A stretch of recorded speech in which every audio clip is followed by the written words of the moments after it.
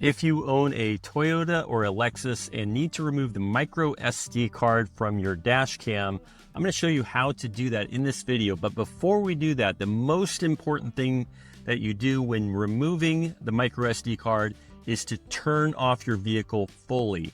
Turn it off so that there are no more lights blinking on your dash cam. When you turn off your vehicle, the dash cam's green light will come on, and after about 10 seconds, it'll start blinking. The blinking green light will continue for just under 3 minutes, but it's so important that you do not remove it yet while it's still accessing that card. If you pull it out while it's blinking, you'll permanently damage the card and you'll need a new one. I actually did that once. I removed it too quickly and I learned my lesson. Pulling it out while the card was still blinking totally destroyed my card. I initially knew that it was damaged because the dash cam lights blinked and beeped incessantly every time I started my vehicle. The only way to fix it was to buy a new high-endurance 32GB card.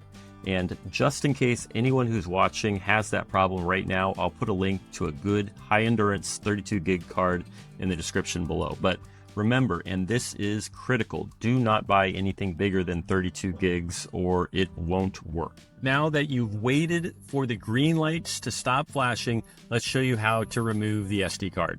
Just flip down this lever like that, and then pull it straight out, like so. Once you have the card out, you can flip it out like this, and just look at the configuration on this little tab. It shows you the way the card looks with the little teeth of the reader contacts on the top, and it says to pull it out to the left, and so that's all we do is just slide it out of that little slot, and to put it back, we'll put it back the way it came, slide it back in the little slot like that so it's nice and straight, and then it's ready to go back in the vehicle. To put it back into the dash cam, just slide it back into the slot it came all the way, and then snap it shut. So if this video helped you, the best way to thank me is to comment, like, or subscribe. Thanks for watching.